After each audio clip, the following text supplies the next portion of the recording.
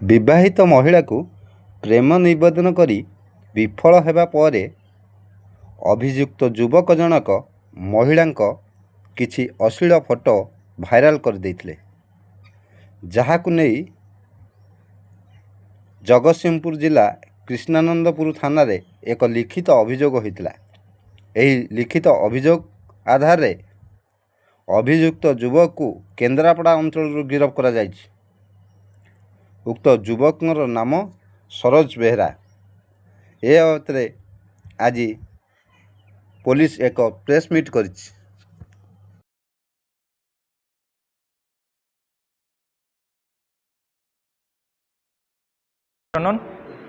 आज ये प्रेस ब्रीफिंगटा आपण मानक डाकिचु साइबर पुलिस स्टेशन जहाँ आमर नूतन भाव में माननीय मुख्यमंत्री द्वारा इनागुरेट होता सेठी तार गोटे मेजर प्रथमे बहुत इंपोर्टेंट केस डिटेक्शन होती साइबर पीएस केस नंबर 3।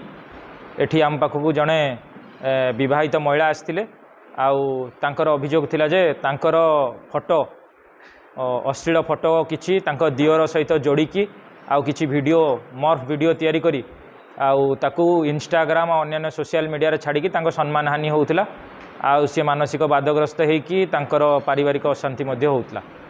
तो ताकू गुरुतर सहित एसपी साहब जगतसिंहपुर सांगे सांगे निर्देश देइथिले। साइबर थाना रे हमर नोडाल अफसर जी अछंती डीएसपी रश्मिरंजन दास नेतृत्व रे गोटे 2-3 जन टीम करी प्रथमे आमे किछि संदिग्ध को जीरो आउट करथिलु, किंतु जहाँ जना पड़ता जे सेमाने प्रथमे नथिला आ एपटे आमे साइबर रु इंस्टाग्राम और फेसबुक रु मध्य ए फेक आईडी किए खोलीचे बोली तार डाटा मागिथिलु। से डाटा आसिया परे 2-3 जन संदिग्ध भितर जन को जीरो आउट करथिले। से कृष्णानंदपुर रे गोटे ग्यारेज रे मेकानिक थिले। से मेकानिक ये संपृक्त महिलांकर स्वामी को आगुरी परिचित थिले आ केते थर तांको घर को जीवा आसीबा करिसंती। तांको मध्य फोन रे आगुरी किछि थर मेसेज करचंती।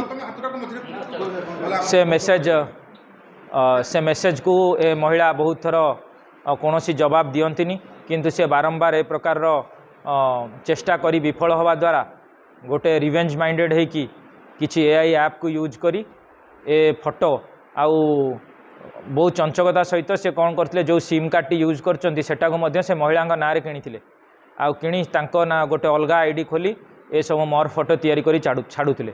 आउ आमे बहुत सतर्कता अवलंबन करी आम डीएसपी नेतृत्व में तांको धरिबा को सक्षम होइछु। आउ महिला मध्य सेथिपई साइबर पुलिस थाना रे एसपी साहब को साधुवाद जनाइछन। तारकर मोबाइल फोन 2टी जबत होती समस्त अश्लील वीडियो फोटो आ व्हाट्सएप रे जहाँ फटैचंती से सब लिंक मध्य मिली आ अन्य केतेटा अन्य एमती लोकों सहित एभली आपत्तिजनक जिनस करुले तार मध्य जिनस आसी आम से विक्टिम मानु कांटेक्ट करिवु। अभियुक्त कृष्णानंदपुर रे गोटे मेकानिक थिले जी विक्टिम तांको घर 3 किलोमीटर दूर रे रहउथिले। तांको स्वामी को मध्य चिन्हिचंती। से अभियुक्त नाम होची सरोज कुमार बेहरा, पिता रवींद्र कुमार बेहरा, नरदा कुदानगरी केन्द्रापड़ा घर, किंतु वर्तमान कृष्णानंदपुर रे गोटे ग्यारेज खोलिकी काम करुछंती। ना वर्तमान सेटा वेरीफाई हैनी, आगु को वेरीफाई हो।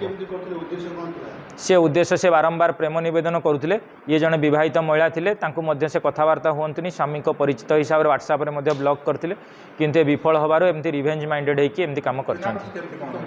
ते कोविड समय केतବେଳେ तांको स्वामी जाईकी ग्यारेज रे तांकर गाड़ी फाड़ी काम करांती, ये से हिसाब रे तांको चिन्हिथिले।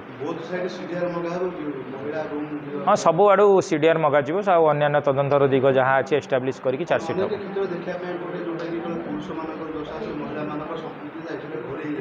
ना ये पुरुष मानकर किसी से भाया जिनस ना ये से मॉर्फ वीडियो करके छाड़ूला आ गोटे महिला को बहुत हारासमेंट करूला। दियर फोटो जेहेतु से पारिवारिक हिसाब से घर लोक किसी जानी दियर फोटो और या फोटो आनी जोड़िकी एभलिया वीडियो और फोटो तैयारी कर छाड़ूला। हाँ सम्मान हानि करूला तांकर ब्लैकमेलिंग। सी परिवार लोक को जनईले ए प्रकार घटना स्वामी बाद देते स्वामी वर्तमान से गैरेज पिला संगे किसी संपर्क ना।